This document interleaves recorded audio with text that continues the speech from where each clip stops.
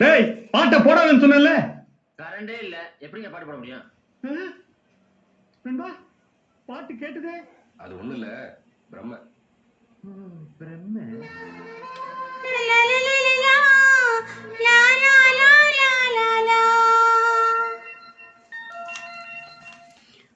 ஆமா கேக்குது.